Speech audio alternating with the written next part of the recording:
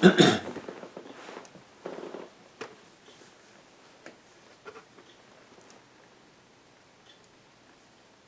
morning. My name is Alan Wright, and I'm here to talk about you. I'm going to take my glasses off here. It's a little bit difficult because of the glare from my lighting. I think I told you in my first podcast, first episode, this is the second episode, that I do all my own stuff, lighting, camera work, writing, preparing the videos, posting the videos, and the rest of it. So don't expect perfection. I'm here to talk to you from one person to another. I want to present to you what I've learned in a lifetime. I'm old. I've had a lot of experiences. I've been through a lot of different layers of education.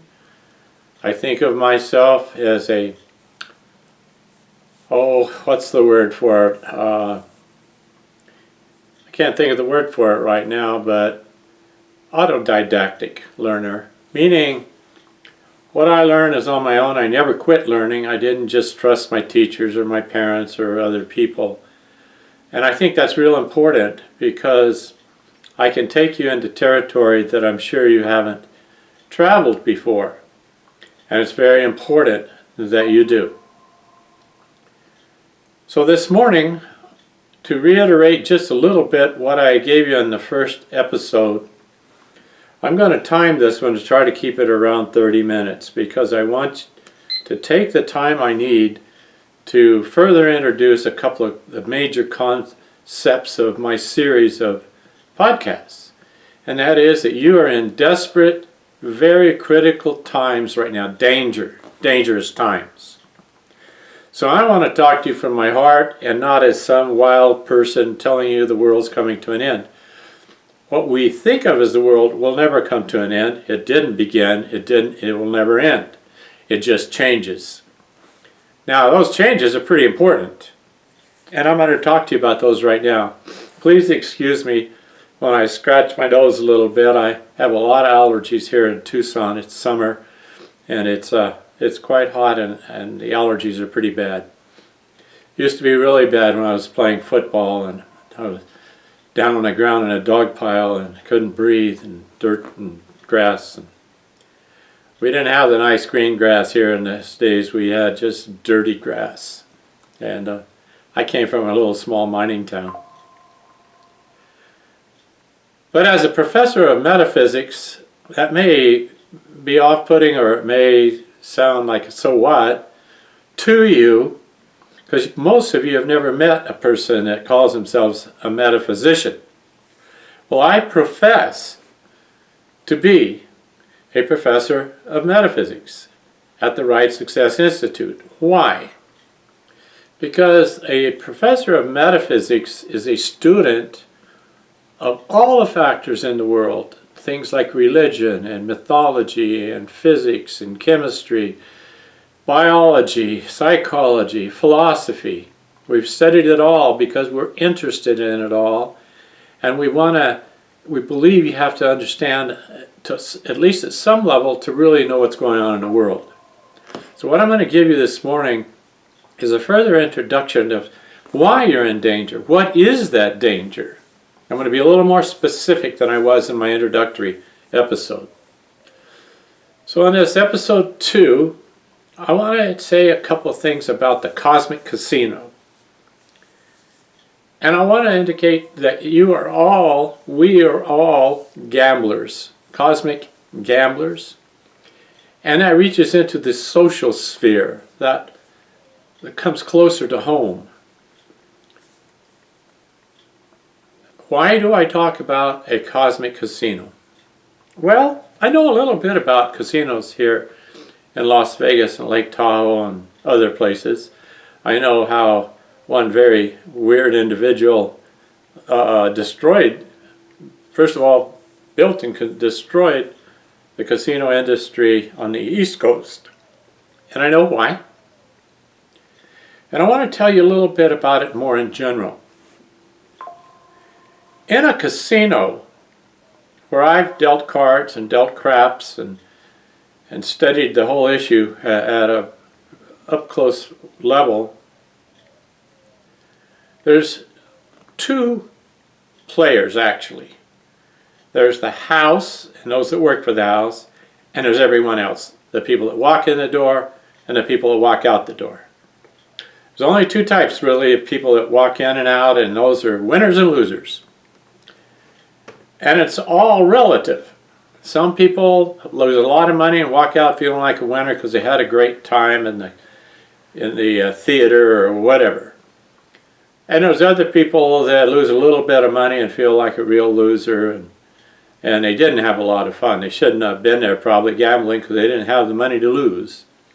So it's another indicator of the reality that we all live in, which is relative. Now, the relativity of Albert Einstein, probably one of the brightest men of our modern times, he often talked about relativity. He was a Nobel Prize winner, and he talked about the importance of things like imagination. He used to say imagination is more important than knowledge. Now, there's a real important reason for that. The knowledge that you have gained throughout your lifetime, no matter your age, most of it, a good part of it, is what I call true lies. It's just not true. Now, people that told you this may have been lied to, and they took it as being true, and then they passed it on to you. Whether it was teachers or parents or ministers or whatever. But the point of it is, a lot of what you know has been fed to you to make you a good person, a good citizen, a taxpayer, a worker, or whatever their intentions were. It's an element of power. Okay? Knowledge is designed to help you be constructed into a good farm animal.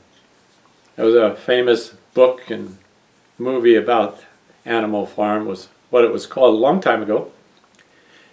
And it's the idea that all the tasks and all the ways that we go about life have been fed to us, and we call it civilization, and we think we're a very advanced society. Well, I want to talk to you about society as another level of this cosmic casino. One of those huge lies that you've been told your whole life is a whole storyline about equality. Well, one of the notions that passes down from the cosmic casino to the social casino and humanity is nothing and nobody is actually equal. Now, that's a law of the universe. And there is no universe, but it's a law that you would think of the universe. It's big. It covers everything. Goes way beyond universe into this world that we can't even understand, this place where probability and possibility is all there is. It's through eternity. It's everywhere. The importance of that is that nothing's equal. And what does that mean, and why is that true? Well, it's just like when you walk into that casino in Las Vegas or Lake Tahoe where I worked. No one's equal. They come in with different amounts of money, different kinds of understanding of the mathematics and probabilities of gambling, or they come in with different ideas of having fun or what their entertainment's going to be, or just being around people, or just on vacation or some form of that. But there are a lot of gamblers out there who are very serious about their poker or other forms of the game. But it is a game. And the house never loses. Unless you have an idiot owning them and running them or engaging in fraud. Well, in the normal sense of it, the house works on the basis of what's called odds. They've designed the games so that they will win overall. There'll be some winners and some losers and some different degrees of that, but there are winners and losers. Now, why am I going through this? Are you bored with it? I want you to understand that in our political society, there are winners and losers. Now, why is that important? It's because this whole notion that I've been talking to you about, this idea of cybergenesis, becoming either a cyborg or some level of a zombie, zombies are losers for one reason or another, okay? Winners are these wealthy owners of the system. And we do live in a capitalist system, an economy that has come up through the ages that supports a few at the expense of a lot of people, and it all is about power. Now, power is related to energy and mass and all kinds of things, that technology that most people don't understand. We're going back to Einstein. His most famous equation that most people know a little bit about is energy equals mass times the square of the speed of light. E equals mc squared. But we don't really know what that means, do we? Well, I do. And even most physicists actually think they know mathematically. But it's really important to understand that mathematics, just as language, is just a combination of symbols to have a common understanding or belief that we understand natural processes, things that are happening to us that we can understand through a combination of all of our senses synthesized in our brain to form a worldview. The biggest difference between these people, generally the winners and the losers, is their worldview. We live in a system of corporate capitalism. Some people think of it in terms of communism, some people think of it in terms of corporate capitalism. Others, fascism. There's a lot of different levels of this, and you may have a certain sense of it, but you don't really totally understand how it all works. But there are winners and losers. Now, why is that important? There are winners in today's social society across the world that specialize in corporate technology. Now, what does that mean? They get all the capital, the investment, the funding that they literally create through the banking system, the federal banking system that is not controlled by government, but they print all of our money, and they are responsible for the roughly $40 trillion that we're approaching in debt. It's all a system designed to reward the winners at the price of suffering of humans. Now, that's a pyramid. That's the best shape I can give you. It's a pyramid. And towards the bottom of that pyramid are the poorest all around the world. And then there are levels that move up through people that are doing a little bit better and a little bit better till we talk about lower class, middle class, and upper class, and then the extreme. Well, that didn't come about accidentally. It comes about through long periods of time, through various empires and religious beliefs and states, and all these nation states today, they're organized in a power structure. Now, if you study government and politics like I have, you understand that better than people that just kind of accept what they're told, like democracy doesn't exist. Democracy depends upon equality, and equality doesn't exist. You got winners and losers. But people have this idea that they live in a democracy, and boy, it's a good place to be. Most people, I'll use the United States as an example, they think our democracy really works well because we have a lot of middle-class people and a pretty high standard of living relative to a good part of the world. But what people don't like to understand, or certainly don't want to think about, is that has come at a huge cost to the rest of the world. Most of this democratic, living off the fruits of the land has come from warfare. World War I, World War II, we're currently in a form of World War III, where trade wars can lead to very violent wars. There are some limits on it due to things like nuclear power and things, but we are definitely at odds with each other. And part of that is the United States has always gone into other countries and taken what they can find and bringing it back to improve the lives of their citizens. It's like a football game or a basketball game where you have winners and losers. And the teams are all good people. They are just have different ideas of how to play the game. I'm sorry about my nose. I'm very embarrassed by I can't help it, and I wanted to do this video. And I'm not going to edit this stuff out because I want to be straight with you. This casino thing that we're living in is real important to this idea of cybergenics. And the reason is everybody is afraid right now, even the people that are doing it, of artificial intelligence. They're afraid of it because they're not sure they can control it.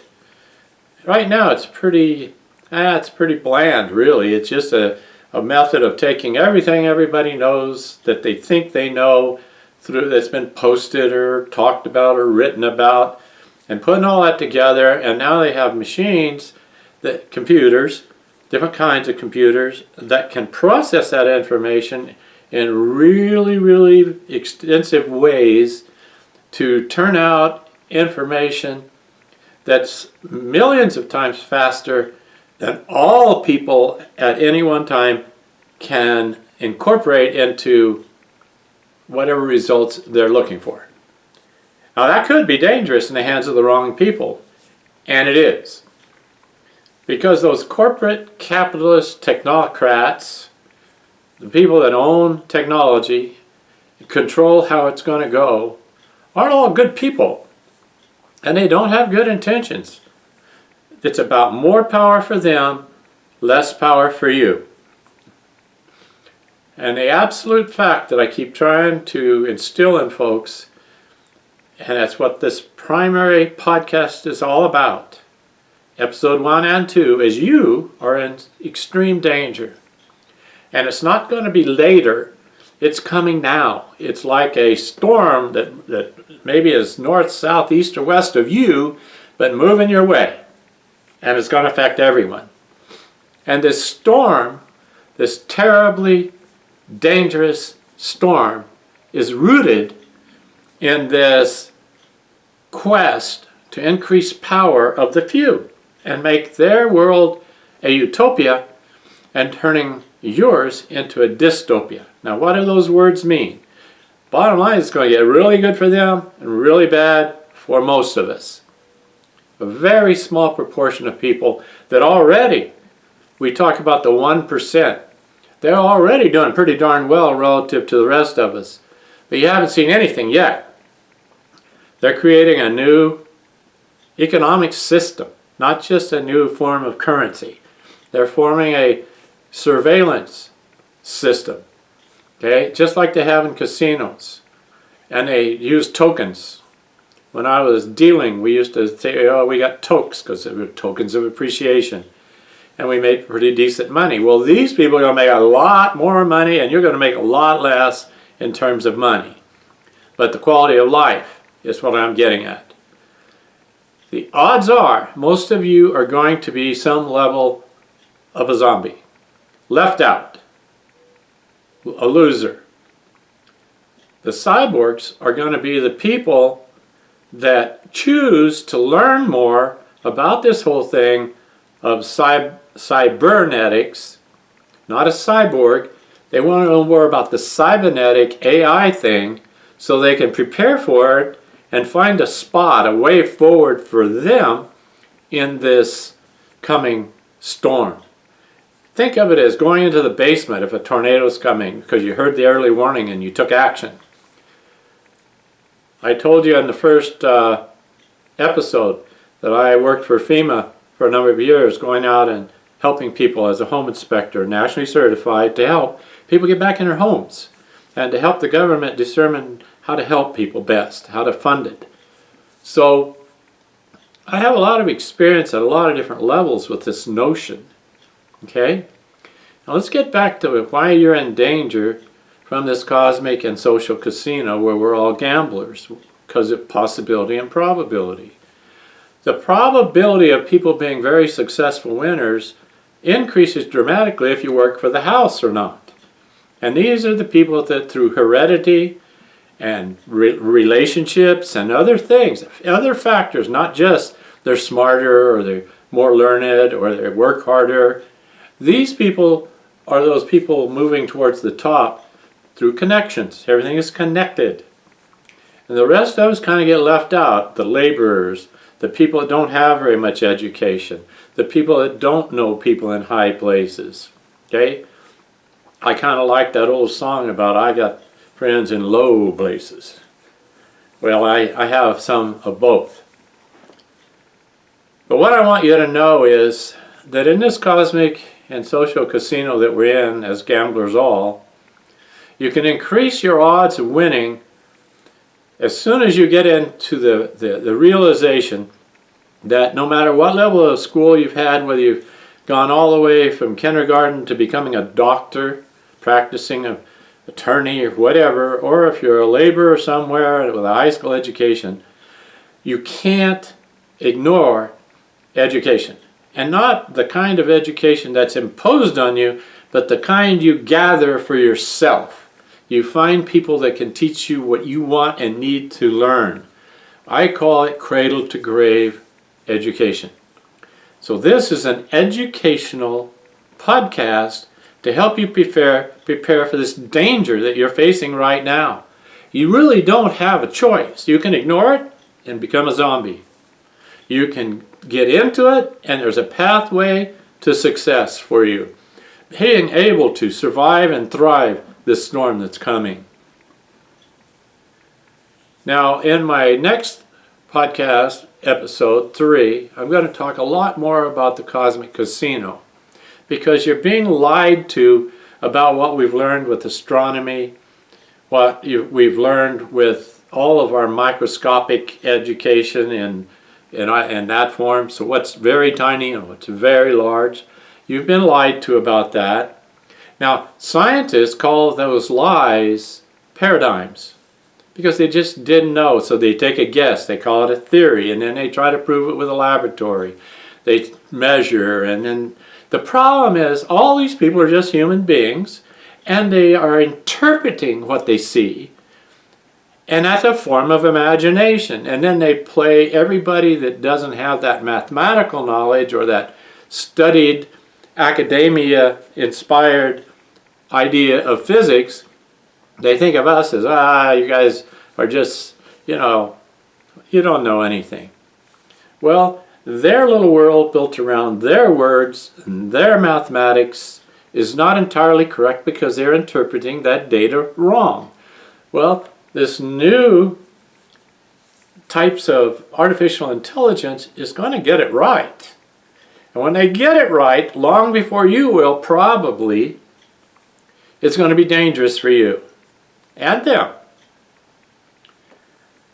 Now, what is that all about? And is this some kind of science fiction? No, I assure you it is not. It is fiction to you because you don't understand right now the difference between fairy tales and lies you've been told forever about history, economy, the whole thing. So I am trying to bring a little truth into your lives from the point of view of what's real. And it all begins with the cosmic casino. It begins with something that a fellow many, many years ago, roughly 1660s, 1670s, 700 years ago, talked about monads. And then another type of a physicist much later came along with the idea of what I call, and it was named after him, the Sea of Dirac.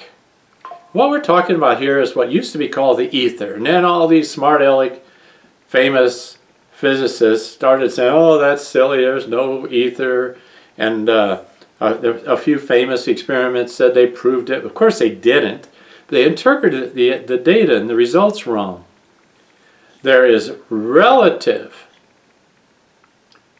relative, from relativity, forms of nothingness and everything. There's forms of matter, there's forms of the light spectrum, there's all these things. Time isn't real. Time is just a convention we use to measure our lifetime based on human numbers, years, months, days. And we like to compare it to travels around the earth, or the earth traveling around the sun, all these things. But the fact of it is, it's conventions. It's things we use to, like tools. It's a form of tools that humanity has developed over the years to create the level of existence that we have today. Our cars, our planes, our jets, all these things, everything from a toaster to use in the morning to different kinds of chemistry that make our health better. I'm not saying those things aren't important. I'm all just saying they're conventions, they're inventions, they're things that we put together practically. Americans, for example, are nothing if they're not practical. But that doesn't explain and get you the knowledge you need to survive what's coming up next. Because even though you like all the artificial intelligence that's involved in your phones and your cars and many, many other things you use every day, it's being transformed to the level at which it's becoming extremely dangerous. Just in a similar sense to nuclear power. Now, nuclear power can really improve the lives of people by providing energy that we need for all the things we do. But it can also be turned into a weapon. And what these corporate capitalists are going to do in the new technocracy is they're going to use AI as a basic weapon to control, build more and more control through power for their world, building their sense of a utopian existence at the expense of all of us. They're going to see a rather dystopian point of view. Now, that can be very, very serious. And it's been discussed in science fiction movies and things like that. But it really isn't all about the violence. It's about the subduing of the human spirit. The energy that we have to try to be better, both with each other and with other animals and other elements of a good life on this planet. But if that ends for us because we have no power and no use value to these people building their utopia, you're going to see rapid chaos and a word like depopulation that you don't want to hear about. Because by depopulating the world and getting rid of these useless eaters, zombies, what they do is create a better environment for them. A safer environment, a more prosperous environment, and they know that. You don't, maybe, but they do. And that's what they want. Now, maybe you can't stretch your mind far enough to think that they don't care about all these people, but they don't. They just use you as labor. They use you as a source of income, a consumer, a place to build their empires. Not just one or two or three big empires in the world. There's these small human empires, corporate empires. Today, they dominate the world. You can't escape it. You think you can ignore it. I know you do, but you can't. And it's going to hit you really hard like that hurricane or that tornado. Okay? It's going to come hard. Okay? I want you to be prepared. So I'm going to take a quick look at my clock here, and I'm running out of time. I want to direct you to my website, one of many of my websites, where I help people with what I call the Pathfinder Project. Through the Wright Success Institute, which I've been running for over 30 years. Okay, it's fully online, fully controlled by me. I'm the founder, I am the director, and I am also the professor of metaphysics that designs the programs and helps people with these online issues. It's private, it's free, it's my retirement project, it's my effort to build a legacy for me, to make me feel better. And I hope to help you at the same time.